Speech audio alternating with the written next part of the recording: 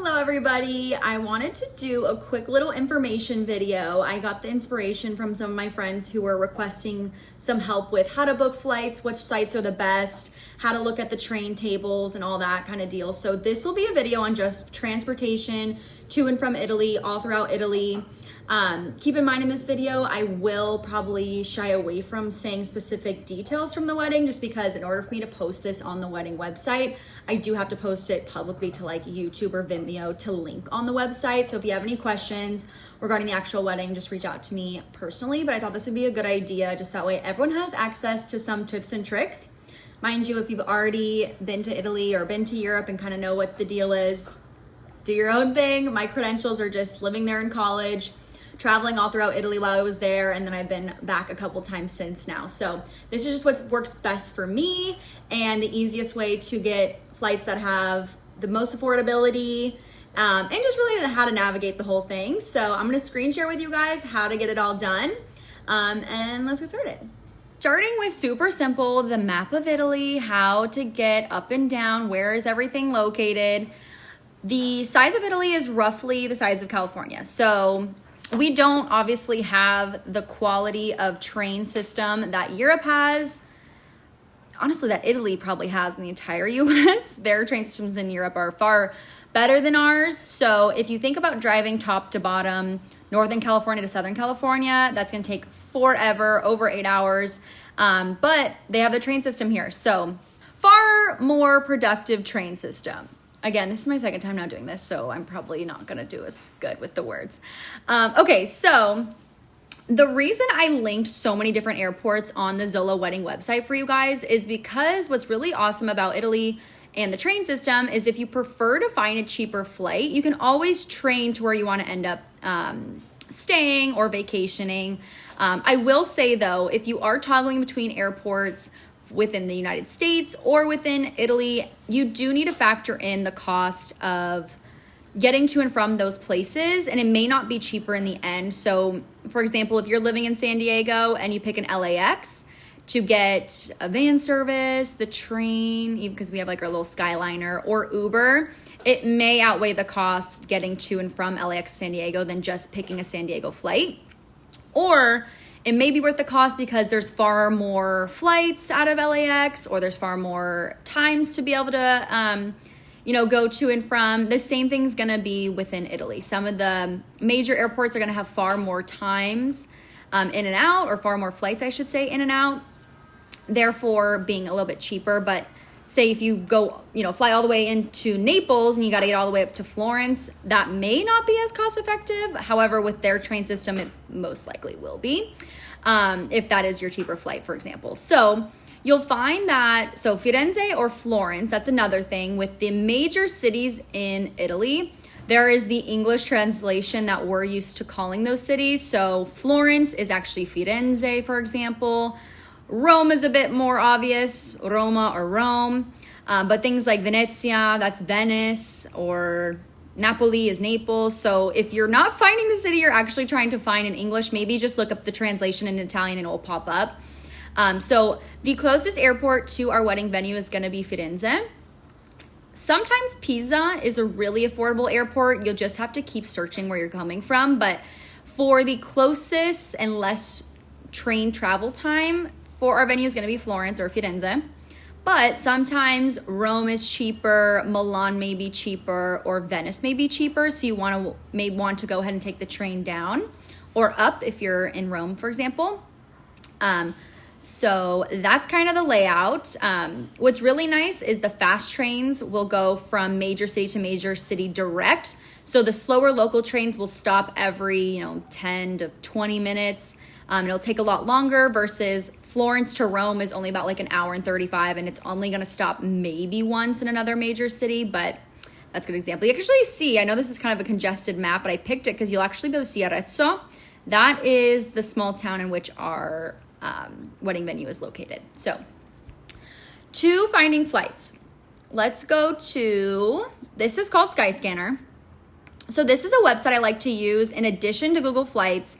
I find that sometimes Skyscanner has a little bit more options within Europe. If I'm flying domestically within the United States, Google Flights may be a little bit easier to navigate, but sometimes I always check Skyscanner in case it has a better deal from local European airlines. So in order to search, I mean, this is pretty straightforward. You want your one-way round trip, whatever it may be. I'm choosing one way because we are not going to fly home from the airport we fly into. If you plan on traveling around Italy or Europe in general, you may want to do one ways. That way you don't have to travel back to your original destination to then fly home. You can just fly home from the nearest airport from where you're ending your trip. So say if you're going to fly into Florence at the beginning of the trip to attend our wedding, and you're going to make your way down to Amalfi Coast for the summer, you can actually just fly home out of Naples because that's a major airport and you won't have to travel all the way back up Italy. So for the one way, I'm going to use LAX for an example, but obviously you're going to toggle in your home airport, whether it be SFO, San Diego, or, throughout the US. I know we have some out-of-towners coming too, or out-of-staters, I should say. Okay, so Florence is where I'm going to toggle for now. Obviously the departure date. I'm going to select one adult in economy, but you can pick between classes. I am going to add nearby airports because I'm comfortable with the train system. I'm also going to add it here because I can fly out of San Diego is where I live. I'm going to search. You're going to want to wait for this bar to completely finish loading because you may find it will keep pulling cheaper flights for you. And this actually is the website I sent via text through Zola. So this is the same one I mentioned a couple days ago. So perfect. So it's pulling up all the best flights. So it actually does rank it cheapest, best, fastest. Obviously, you're never going to spend $520 on a 30-minute less of a time flight. So sometimes the fastest is not the best. I guess it's not the most cost effective. It also gives you some dates to toggle between. The green one here is going to be the cheapest within the week, so flying Sunday. Keep in mind though, because of the time difference with Italy being 9 hours ahead of California, 6 ahead of the East Coast, if you're departing on one date, so September 4th, you're always going to land the next day because of a 9-hour time difference plus your flight time. So just keep in mind, if you leave your home the 4th, you're not going to land on the 4th in Italy. You're going to land the next day, the 5th. So if you don't want to risk it and not miss our wedding, I don't necessarily recommend flying in on the 7th, just because if there's any delays and you can't get there on time on the 8th, then you kind of missed out on a day of our wedding weekend. So we're going to keep it on the 4th just for this example, but sometimes with Google Flights, they won't pull these kind of more niche airlines like Air Dolomiti. That's going to be a little bit more rare to find on Google Flights, but you can see that's a great rate because you're going to do a stopover in Munich. And Munich is probably where you're going to switch over to Air Dolomiti. You don't have to worry about getting separate tickets. It's all going to flow through Lithuania. I think that's how you say that airline. It's all going to flow through the airline. You don't have to worry about separate tickets unless it specifically says you have separate tickets. I'm not going to click this one just because it's sponsored, because it's immediately going to take me to this airline's website. I want to show you actually what it pulls up for you and what not to click. So you'll see how these say like 3 deals from or 14 deals from. I'll click on this for you guys to show you.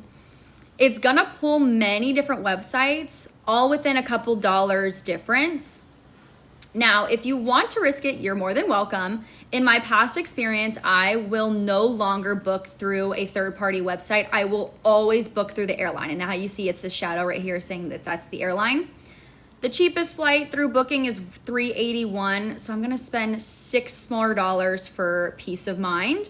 That peace of mind is if your flight gets delayed, if it gets canceled, if you have to stay over because of a delay, so in an airport, an airport hotel, that is all going to fly through the airline. So the front desk people are going to help you through the airline. They're all going to help you through that. Versus if you do it through Expedia or, booking.com, a third-party website, you will have to communicate through them. So they don't have a saint at the airport helping you. The airline will not give you a hotel most cases. If you're booking through them, you have to get a hotel through booking.com. You're going to call through many different customer service lines. It is usually a headache and a mess. I've I've risked it a couple times and it did not work out for me. So I'll always spend a couple more dollars to fly directly with the airline. That way too, you'll get real-time updates with things. It's just a much less risky situation. And usually it's no more than $10 to $15 more for that peace of mind. So since this is the airline, you'll click select. It now directs you straight to the airline's website on that fare you found through Skyscanner, and you'll be able to book it. So I'll let it load just to show you. It's gonna take you to Lithuania.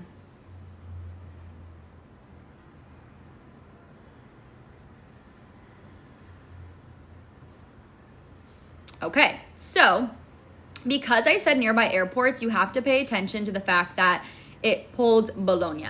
It actually does say this up here. I just personally didn't actually catch it myself. So yeah, it did say BLQ. So if it was Florence, it would have said, I think FLR is the Florence flight code. So if you just went over this, it does say Bologna International. These are all Bologna actually. Oh no, there's one Florence. So Florence, Italy, 387 through Lithuania, which it looks like that's the same airline. So you probably would just need to scroll a little bit and you'll get a better flight time. Okay, so back to this here. I want to kind of point out one thing that's a little bit important too when you're booking.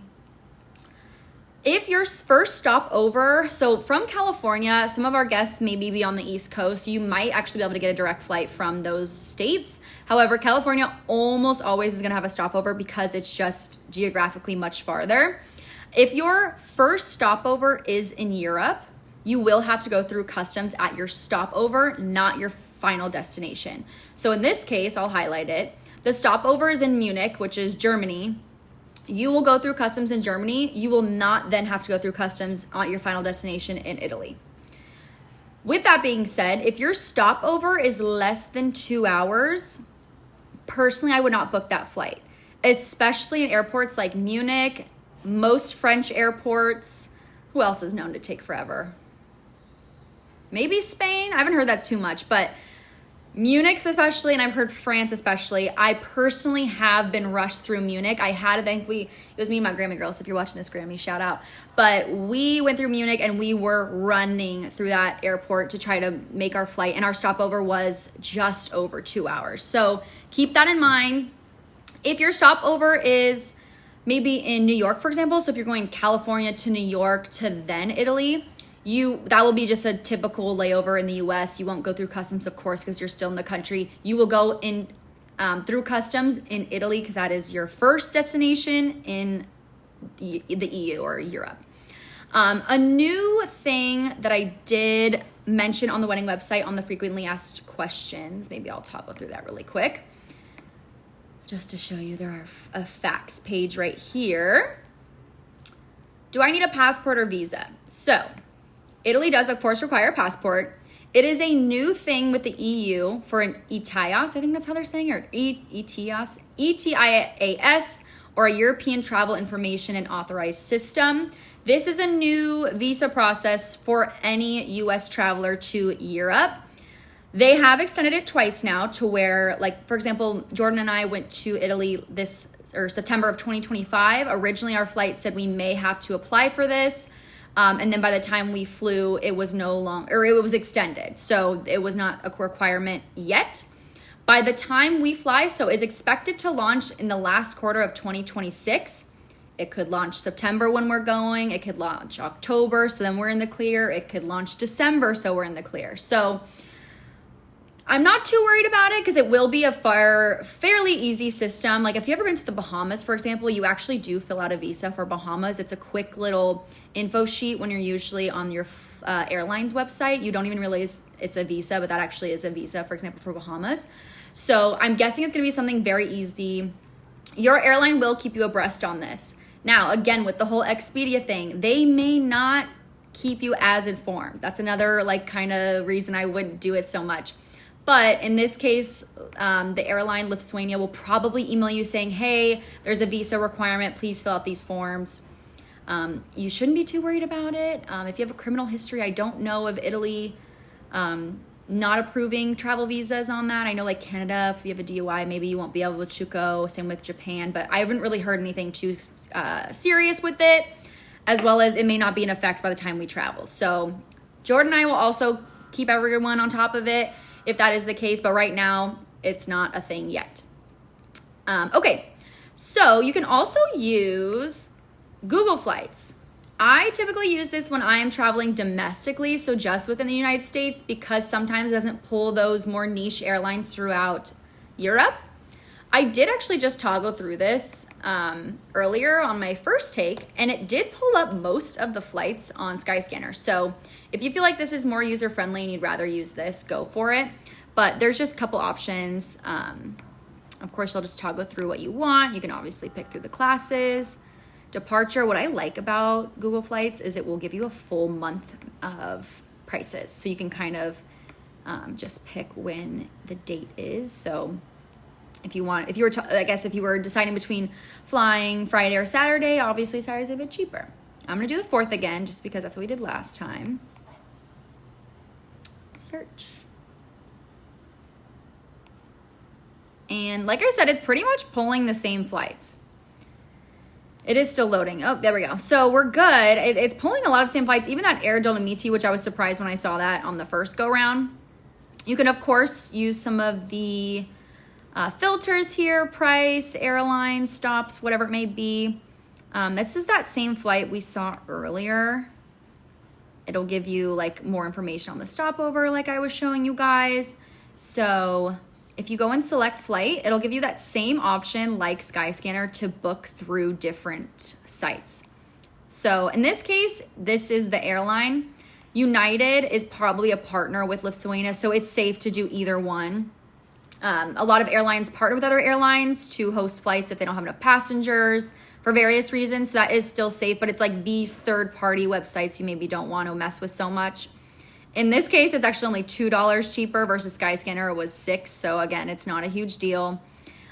So for this case, United, you'll go continue, and then it should bring you straight to United's website. Yep. So we're going to United now.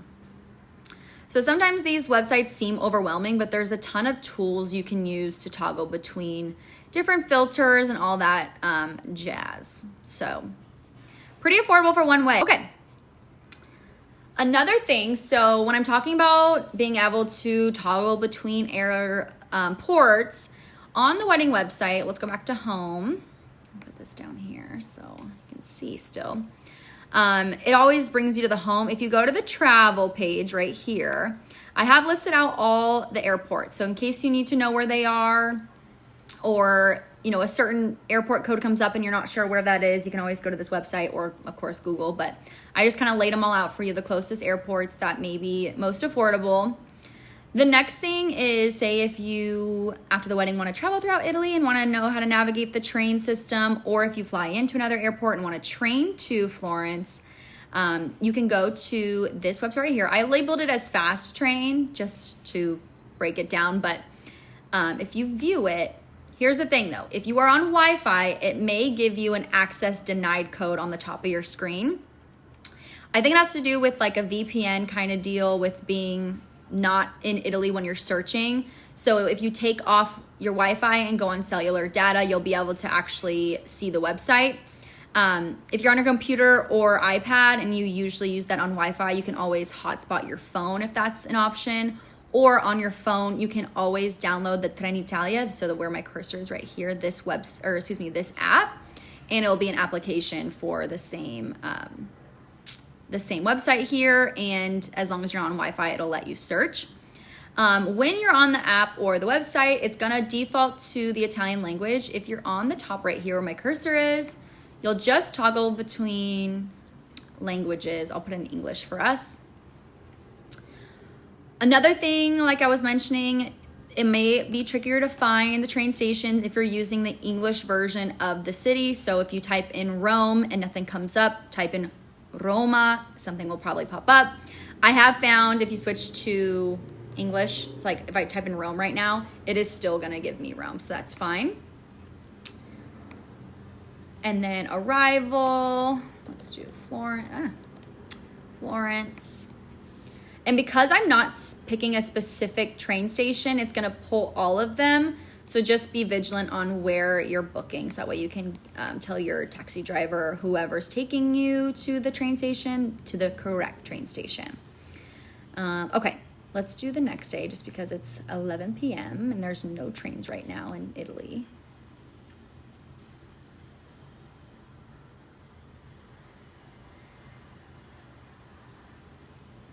Okay, so for the different trains you can take, you'll see there's a huge difference between the times. Not a huge price difference between the times, which is kind of a good thing, is a fast train is not too much more expensive than a slow train. The difference is these slower trains will get you to smaller cities. It stops very frequently, anywhere between 10 to 15 minutes it's gonna stop.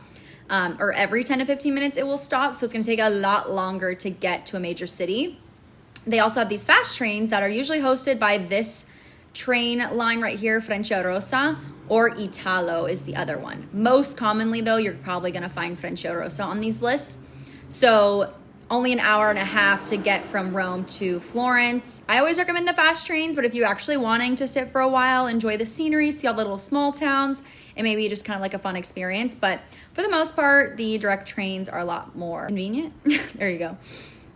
Keep in mind though, if you're flying in late at night and you are not staying in the city that you fly into, you plan on immediately training to the next city, wherever it may be. If you fly in after probably, because again, with customs, depending on if you stopped in Europe or not on your first layover, I would say anything past 9 p.m., you may need private transport, just because by the time you get your bags, if you're flying into an airport where the train station's not connected, you may have to taxi. So it's really dependent on that. But if you fly in late at night, you may miss the last train. So the last direct train is actually 9:48 p.m. You can technically hop on a slow train, but again, that's just gonna take, you won't get there until 1:30 in the morning. So yeah, if you land late at night, just be wary. If you don't plan on staying, if you want to go directly to the train station, make sure there's a late enough train. You can always get a car or a taxi. If it is a long distance, like for example, Rome to Florence, you probably will need to book in advance. Taxi probably will not leave their zone that late at night and without a heads up. So you can always just Google private transfer. A lot of, even sometimes on like Vrbo or those like kind of excursion type websites will have user-friendly options to be able to book a direct taxi transfer. Okay, with that being said, let me tell you a little tip of a trick about the actual train station. Last time I went, I don't remember so many people having so many questions, but Jordan and I were there in September and there was a lot of Americans coming up to us asking us how to navigate. So I will pull up a picture. Mind you, this is from Google, so this may not be the prettiest photo, and I hope I don't get like flagged if I post this and have someone else's photo, but I will show you here. So when you get to the train station, it's not like the US when it comes to airports where you have to be there super early. In fact, anywhere 15 to 20 minutes early is more than enough time, because they will not release your train's platform until around that time.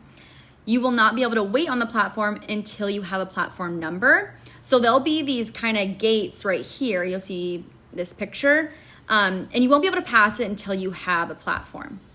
This area right here will have little shops, cafes for while you wait, a lot of customer service agents for the various train lines. So there's gonna be tons of people waiting over here, and it's not like you're confused of where to stand. It's just there's tons of people waiting. So you'll see this, you won't be able to pass that until you have a platform. So how you find your platform is there will be screens all over the train station, depending on how big it is, but most of the major ones have them all over, and it will be a list of trains coming in. So you will want to pay attention to your train number. If you can see my mouse key right here, these are the train numbers. Why you want to pay attention to that? Because you can see there will be multiple trains going to the same city. So if you don't catch your correct number, you could accidentally get on a slow train when you paid for a fast train. Or if the ticket guy comes around and you're on the wrong train, you could potentially get fined. So just make sure you're hopping on the right one. There is a column right here. You can't tell what it says, but that is the delay column. So if you're Train has a 5-minute delay, how it says here, or 10. Just sit back, relax for about 10 minutes, and then you'll eventually get your platform. The platforms are listed all the way on the end here. So you can see there's all these trains coming in within an hour, yet only 4 have their platform. That is completely normal. You'll just wait until it pops up. Again, so like Naples, for example, this is platform 12, leaving at 7:40. So perfect, I have my platform. I'm gonna go ahead and cross those gates that I showed you in the first picture and find platform 12. Right when it's announced, go ahead and head there because then you're allowed there. And once once the train gets there and stops, get right on because it's gonna leave within 5 to 10 minutes. It's pretty fast, but that's how efficient their train system is and how frequently they're able to come and go because the system is kind of down pat. Also, I just realized I showed you the arrivals, but obviously it's the same thing on the departure side right here. So make sure you look at that as well, because if you're looking at the arrivals when you're trying to depart, then obviously you're not going to be looking at the right train. So don't just make the mistake I just did. But this is just for the example. Okay. I have to apologize. It's probably going to irritate every single person. But I was saying Lithuania or something for the Lufthansa airline.